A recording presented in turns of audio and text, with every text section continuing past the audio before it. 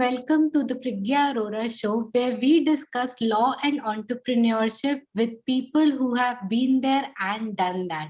My name is Priggya Arora, founder of PA Legal, an intellectual property law firm in India, and our guest for today is very inspiring Rohan Bilimoria. So let us directly dive into a conversation with him. Hi Rohan, how are you? Hi, Priggya. Thank you for having me on the show. Thank you so much, Rohan. So let us begin with your story and why did you choose law as a career? So, yeah, my story, and apologies, I'm suffering from a cough at the moment. So if I cough, apologies in advance. Yeah, so I started my journey in India where I grew up in Delhi, and then when I was 14, my family and I moved to Sydney in Australia. So I did my law degree and my finance degree at a university in Sydney called the University of New South Wales.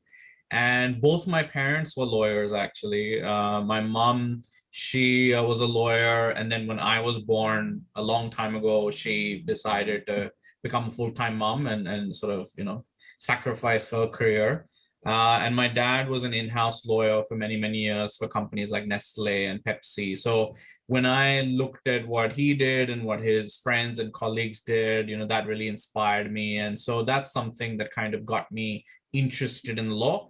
And then, like a lot of other lawyers out there, I've read a lot of John Grisham thrillers. I watched a lot of legal thrillers on TV and movies, and that also got me into it. So that's kind of how the law even came about for me. Wow, great, awesome. I love the way, these sitcoms and especially novels, they inspire us to become lawyers. And we think like legal profession is like this only, but when we get to know the reality is something different. That's true. I think we should all get together, all of us lawyers who were inspired by these TV shows, should all get together, form a class action, and sue the people who made these shows and wrote these books. Slightly misleading and deceptive conduct, I would say. But no, I think, look, it's been an interesting journey. I've worked at law firms. I've worked in an in-house role. I'm continuing to be an in-house lawyer. And I've worked in a few places as well. So look, a legal career, a legal degree can take you to places you never thought you could go. So it's not all bad. Yeah, absolutely amazing. So, Rohan, you've worked in so many places, so many countries with so many different types of organization. What according to you, are most pivotal parts of your or some important aspects which changed you as a person or gave you a new perspective? I don't know if there were any events that changed me as a person, but I can tell you the event that changed my career forever. So I was doing an internship with a law firm called Linklaters in their Singapore office. And it was a 1 month internship. It was, just doing kind of capital markets, a bit of corporate, a bit of project finance, pretty much everything that the office did. And there were about, I want to say 20, 30 lawyers in the office. So it wasn't a big office, but it wasn't a tiny one either. And so a lot of vacation scheme students or interns or whatever you want to call them, they go to these, 4-week, 8-week internships. And I think they go in for a little bit of fun, a little bit of experience, a little bit of, getting a taste of what it's like to be a lawyer. But for me, given that this was my first big internship and I was overseas because I had gone from Sydney to Singapore for this internship, I wanted to prove myself. I wanted to work hard. I wanted to hopefully get a job with them after university. And I was still in my 4th year of university then, which is my second last year. And so I went in with the mindset of I need to work and somehow prove myself.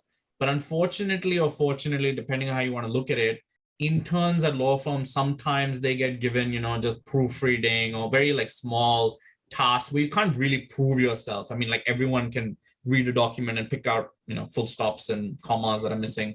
So the first week of my internship, I remember was quite, it was, I was getting work and everything, but I was also walking around and saying, hey, I have capacity or I have free, space in my schedule. Please give me work. And so there was one night, I want to say it was like, let's say a Thursday night, when I was still in the office about 7 p.m. and I was about to pack up my bags and, go back to where I was staying. And one of the senior lawyers, Nathan, who worked in the project finance team, he walked into my room and he said, "Rohan, are you busy?" And I said, "Oh, okay, cool. He's going to take me out for dinner. He's going to take me out for drinks. This is going to be great. First time somebody's taking me out." And I'd heard lots of good things about all the entertainment that interns and vacation scheme students get to see at these British firms. I said, yeah, I'm free. I'm totally available. And he's like, "Okay, come into my office." So I walked into his office. He's like, "All right, look, my trainee, my assistant, is away on holiday this week. So I need your help. We've got this, document that we need to turn around for a client, and it needs to be sent out basically ASAP. So I need your help." So I was like, "All right," I guess when you're faced with a situation like that, you can adopt one of two mindsets or one of two approaches. You can either have what they call a fixed mindset, where you kind of go, "Oh no, my life it sucks. Somebody's giving me work to do at 7 p.m. I want to go home. I want to sleep. I want to watch Netflix." There was no Netflix back then, but, TV. You kind of think of it in a sort of a negative or a fixed way. Or you could do what they call adopting a growth mindset, where essentially, you sort of say, "Okay, what am I going to get to learn from this new opportunity?" Or, "Wow, this is a great opportunity for me to prove myself," which is what I wanted to do. So thankfully, that night I adopted a growth mindset, and I kind of, in cricket, as they say, I try to play things on the front foot. And yeah, so I worked with Nathan. It was just me and him because everybody else had kind of gone back home. And we were sort of working on this document. And although I didn't know a lot of law at that time, at least project finance law, I was helping, proofreading and printing and editing and all that kind of stuff, which lawyers are meant to be good at. And we worked all night. We didn't sleep, didn't sort of take any breaks really. And about 5 a.m., he kind of said, "Okay, I'm going to send this document out. I'm going to make a few more changes and I'll send it out. You go home. It's 5 a.m. You should go home and sleep." I was like, no, I want to stay until you send this email out and we can both, leave at the same time. And so that night, that, one little document that we worked on changed my career and my life forever. Because from that moment, everyone in the office heard the story, and everyone in the office knew, what I had done, or, that the fact that we had stayed overnight and all of that. And for an intern or a vac scheme student to do that was quite unusual. And so then from that moment, for the next 2 or 3 weeks of that internship, a lot of people would come to me, give me work, or, try and, take me out for lunch. And, I was then a part of the team. And Nathan then, what has it been now? It's been 14 years. So yeah, 14 years. He's been my mentor for 14 years now. And he helped me get my graduate job at Linklaters. After that, he helped me get an internship in Tokyo after the Singapore one. He's helped me, and he's still my referee on my CV whenever I apply for jobs now. So yeah, I think, that's something that really changed everything. If he hadn't walked into my room that day, I might have had a very average internship. I might not have got the opportunity with Linklaters after that. And so, yeah, sometimes these things happen. Sometimes you just gotta do it to the best of your ability. And you may not be the best lawyer, you may not be the best law student, but as long as you can show enthusiasm and determination and hard work, things can happen for you. Awesome, Rohan. I love the story and the way you depicted it. And it's always like we can connect the dots backward. At that point, we might like you might not know that where this could lead to, but now you know that how he has helped you throughout your career. And I think it's a key takeaway for every person who's listening to this, that uh, like we say in Hindi कि हमारे कर्म काम आते हैं. So it's like whenever you put some efforts, you will get the result. Maybe the result is not instantaneous, but after a few years you might get it. Yeah, I think you're right. I think it won't happen instantly. And unfortunately, I mean, I'm 36 years old, so I'm quite old now, but maybe my generation, but definitely the younger generations, unfortunately, with social media and Instagram and with Amazon being able to deliver anything to your house, with Uber Eats being able to deliver everything within 30 minutes, we're used to things happening just straight away. We're not patient anymore. And you're right. I think, we need to be more patient. We need to be able to wait for things. So things are not instantaneous. You have to work hard and things will happen for you. And also, I think uh, things may not happen for you in the way you thought they would. You may think that, oh, I want to work in London at this firm and I want to have this kind of career and I want to make this kind of money and live in this kind of house and marry this kind of person. But actually, yes, you may go to London and you may work at a firm, but life happens, COVID happens, all these things that some things are within your control, a lot of things are not within your control, and they change your trajectory from what you thought you would want to do. I mean, a lot of law students, they think, and even I used to think when I was at law school, that being a lawyer is kind of my main option here. That's pretty much what I'm going to end up doing for the rest of my life. And I mean, I don't know the actual number, but I'm pretty sure 50% or at least, around that of my batch at law school are not lawyers anymore. And a lot of them actually never became lawyers. They, went straight into banking or they went straight into something else. I have a few law friends who are yoga instructors and are very happy. So you just don't know. And so, yeah, you might get what you want, but just not in the way you thought you would. Awesome, Rohan. And I want to make a one more point over here. Sometimes we think that our studies or our educational background has restricted us to do something. For example, if I have done engineering and I have done law, I have to be an intellectual property lawyer. It's nothing like that. In this fast-paced world, like we call it, I can learn any skill in probably 6 months and start a new career from that point of time. So I think we should not be too restrictive in terms of what we have studied up till now. And we have to stick with it. It's not we have to, we can choose whatever we want to do in life. Yeah, I think that's right. I was gonna write about this at some point, but now that you've said it, it's triggered a memory.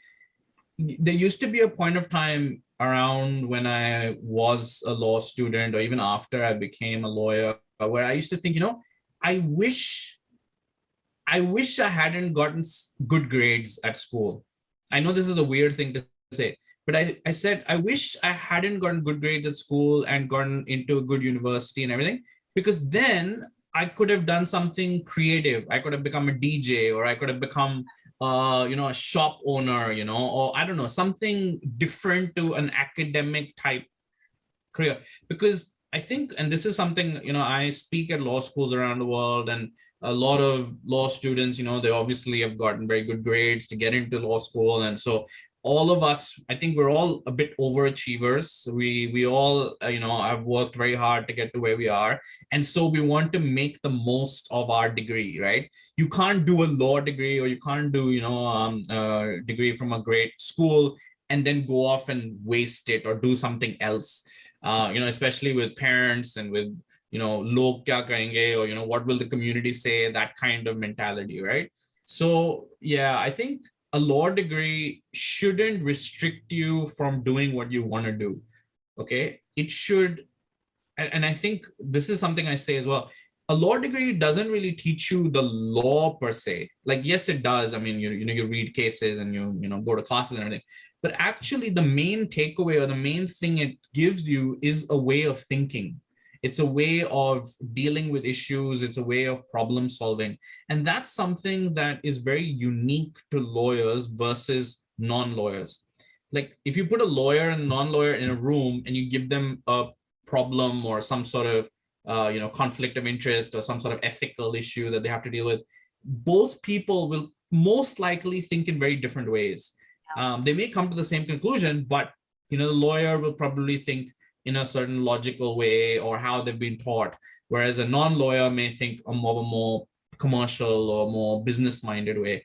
And so I think a law degree arms you with that knowledge, with that background, with that sort of ammunition that you can take into pretty much any career you want to go into. So that's something that I think, people shouldn't forget. Yeah, absolutely amazing. I think maybe someone will get a new perspective, and if they want to switch their career, they can do that after listening to us. So Rohan, now tell us something about Law Ninjas. How did you come up with it, and what was the thought process behind starting it? Um, yeah, so Law Ninjas was set up by me in 2017, which is exactly the same time as I moved to becoming an in-house lawyer. So I used to be a law firm lawyer or private practice lawyer, and I was at Mayor Brown working with Nathan, my old boss from Linklaters. And in 2017, excuse me, I moved into KFC, which is the world of fried chicken and fast food. And so when you become an in-house lawyer, as a law firm lawyer, you're meant to be a specialist, right? You're meant to know corporate law or capital markets law. And I was kind of the finance guy. So I knew project finance to a certain extent. But then when you go into an in-house role at a company like KFC, you're meant to know kind of a little bit of most things, right? Because anybody could come up to you, your marketing team come up to you and say, hey, look at this ad or look at this Instagram post, tell me if it's okay. Or your sales team can come to you and say, oh, look at this agreement, is it okay? So you need to know kind of a bit of everything really. And I had no clue about anything when I went into that role. Don't tell them I said that. And so I set up a small WhatsApp group with about 10 or 15 lawyers I knew who were in-house lawyers. And they were, in Singapore and India and Australia and elsewhere.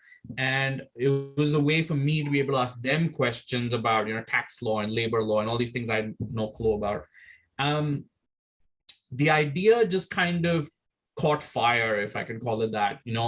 I think everybody in the group liked the idea of just being able to bounce things off each other, questions, and even job opportunities we were sharing with each other. And then it kind of grew from there. So, I added more people, they added their friends, and it kind of grew and grew. So now it's, a few 10 people we started off with, I guess. It's now a platform for a few thousand lawyers and law students around the world. We've got in-house lawyers, private practice lawyers, law students, law professors. We conduct webinars, workshops, courses. We've got a website.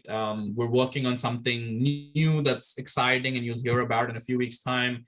And we've got, I've spoken at, as I said, 45 law schools around the world on topics such as, international careers, what it's like to be an in-house lawyer, what it's like to be a private practice lawyer at a Magic Circle law firm, at a US firm. I talk about CV writing, I talk about cover letter writing, I talk about leadership, relationship building, networking.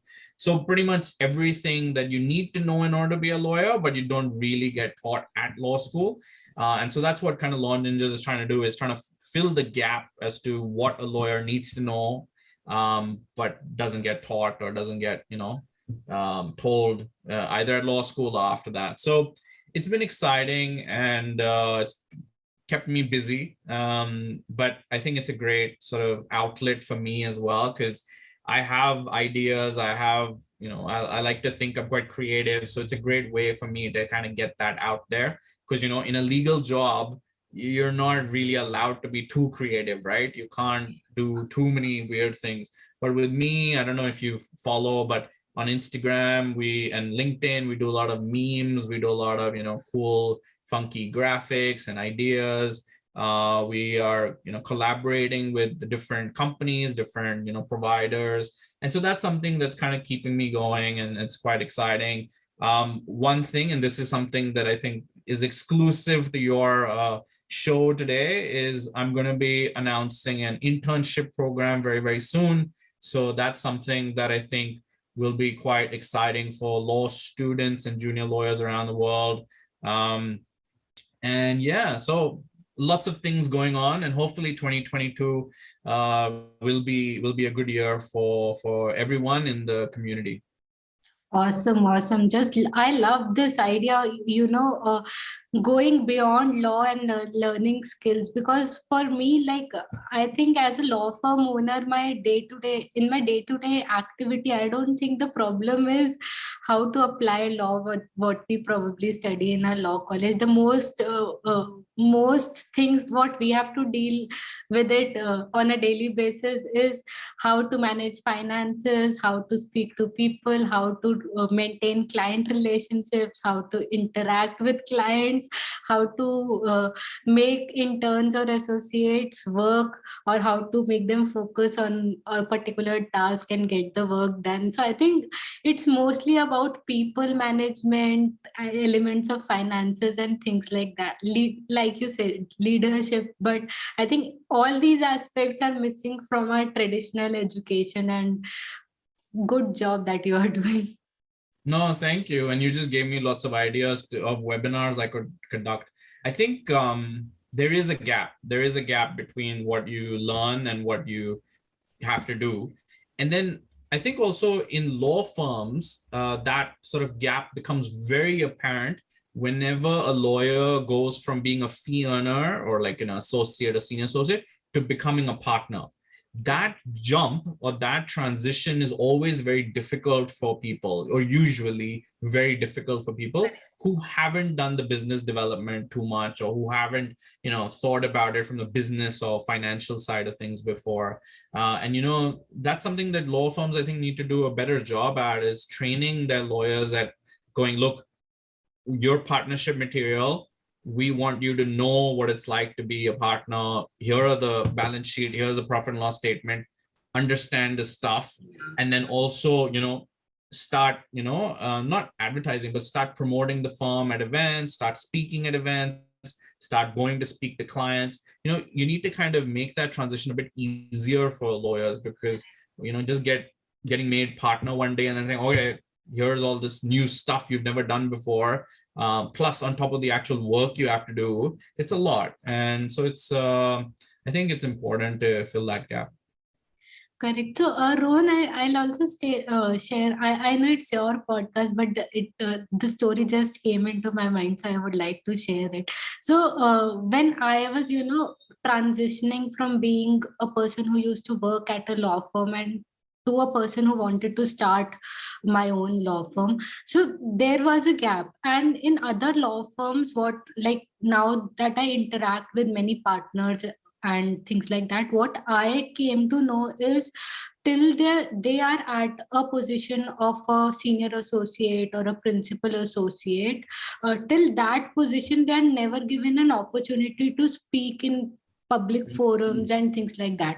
The moment they become partner, they are expected that they'll be good at sharing the stage with bigger people, doing a good job in speaking, addressing colleges, addressing probably startup environments or business environments. So and mostly they are at the age of probably 45 to 50, or somewhere around 40 to 45 when they reach the position of a partner. And at that stage, telling someone that you have to switch over to a completely new thing that you haven't done before, it's difficult for them also to adapt. And then they feel like, how come junior people, they can come and transact into our boundaries and can be better than us. But it's not about doing, it's like they have also started their journey at that time, and we have also started the journey at that time only, and probably experience in terms of public speaking is the same. So I was just saying, the expectation in itself is wrong, that you just go on the stage for the first time and everybody would be happy with you. It's a process, it's a learning curve. We may start at 25, or we may start that learning curve at 45. Yeah, I think you hit a good point. And also, I think just coming back to your earlier point where you said that, when you become a partner at a law firm, you're meant to start speaking at these things. But as a non-partner, you're not allowed to, or you're not given that opportunity. So that's actually something that gave rise to my sort of initiative to do these webinars. So I host webinars, that are live, that are free for anyone to attend. That are usually 45 minutes to 1 hour long. We've done webinars with, leading sort of the general counsel of PepsiCo globally. We've done with law firm associates. We've done with, students. We've done with everyone. And so one of the ideas behind it was actually that I used to see, and I still see, that all these conferences, all these webinars that are usually done are with the founding partner of XYZ law firm or senior partner of this firm. And the associates, the mid-level people in in-house roles, they never get an opportunity to speak. They never get an opportunity to share their ideas. And they have amazing insights. They have amazing thoughts and views that should be shared. And so I try and spread the speaker list across different seniorities as well. So, and I think, some of the best sessions I've done haven't been with the general counsels of big companies. They've been with, the manager of a legal team of a small company, but he or she has done some really great things or has some really great stories to share or has been through some really challenging times. And, those are great stories as well to hear, right? Not everything is going to be perfect and amazing and, so I think we should give everyone an opportunity to speak and to share their thoughts because, yeah, I mean, I like to think that, what Law Ninjas is doing is leveling the playing field between, a GC at a big company and a, manager of a small company in India or Africa or somewhere like that. And also between students. So, it doesn't matter if you've been to Harvard or it doesn't matter if you've been to some other school, you should have the same access to speakers, to knowledge, to know-how, to articles, to podcasts, to whatever, resources are out there. And so that's what, I'm trying to do. Awesome, awesome. Just loved your initiative. So, Rohan, to conclude, can you share some key takeaways for young legal entrepreneurs and what should they take care and probably what skills are important for them to learn? Yeah, I think I kind of mentioned it earlier where you need enthusiasm. You need this sort of drive to be able to do something, right? If you go into work or if you go into your classroom or if you go into a new job where you're just kind of doing it for the salary at the end of the month, or you're just doing it because you see it as a big name on your CV, or you're doing it because you have to, because everybody has a job and this is what life expects of us, then yes, you'll get to a certain point in your career ladder or career goals, but you won't go past that. I think smarts, intelligence, grades, medals, certificates, they'll get you so far, but the real successful people, the really not only successful people, the really content and happy professionals are the ones who, yes, who have obviously a certain degree of intelligence and achievements, but who also have that kind of passion or desire to learn, who have a growth mindset, like I mentioned earlier, and who want to be better and do something with their career and their life. So I think that enthusiasm, that passion, that desire to do something is key. That's the first thing. The second thing is obviously hard work. I think that's a given, but you got to, unfortunately, nothing comes easy. People, sometimes they ask me, they're like, oh, you've worked here, you've worked there, you're so lucky, or, you've, managed to work in these places and these firms. And I said, yeah, okay. I mean, a certain degree, I'm sure, was luck in being at the right place at the right time or sending the right email or message or whatever. But I've worked pretty hard. I'm not saying I've worked harder than other people. There are a lot of lawyers I know who work double as hard as I do, but still, I mean, it didn't come all easy to me, or it's not all like a bed of roses. It's hard work. Law Ninjas as well. I haven't just set up a WhatsApp group and it's just kind of grown into what it is today by itself. It's been a lot of late nights. I have to do webinars at 11 p.m. midnight my time in Sydney because I'm at a time zone that's far ahead of everybody else, and I do it at that time not because the speakers say please do it at that time. It's because I want everyone in the world to be able to attend it live if they want to. Yeah. So it's a lot of hard work, but I love it. And when you speak to me about law ninjas, and even my family, when they say, whenever we talk to you about like life or work, you're kind of normal. But whenever you talk about law ninjas, then your eyes light up. It's like, there's something, this is my baby, this is something I'm passionate about. Similarly, if you talk to me about KFC or fried chicken or fast food, my eyes light up. So, I have a couple of passions in life. And so what you need to do, I think, if I have to give key takeaways or advice, is be enthusiastic about something, find your passion, what it is that kind of gets you excited, gets you out of bed in the morning, and then hopefully try and find a career, or find some time in your life to do that. They say follow your passion or make your career your passion. I mean, that's in an ideal world. Yes, maybe, that would be great. But even if you can't do that, like if you like scuba diving, that doesn't mean you need to become a scuba diving instructor. It just means that you need to spend a lot more time of your free time or your holidays doing that thing, because that's what makes you happy, or that's what makes you feel like you're, achieving things. So spend time doing the things you love, be enthusiastic and passionate about them, and work hard at them, and have the right attitude as well.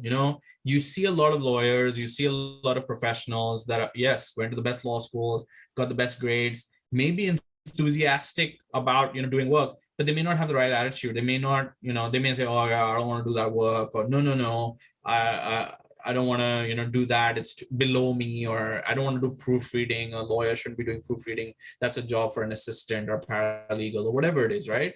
So you have to have the right attitude, and it has to be a positive one, and encouraging one. So yeah, a lot of things to sort of think of and take into account. But at the end of the day, it's these intangibles, it's these qualities that bosses, that HR teams, that law firm partners are actually looking for. And yes, it's obviously difficult to display all these qualities in an interview or in a sort of a written test that you have to do, but it's the people who get into a job and display these qualities. Those are the people who kind of go far and get asked to do new projects and get told, okay, we've got a new assignment or a new opportunity for you in our Tokyo office or in our Dubai office. We'd love to send you.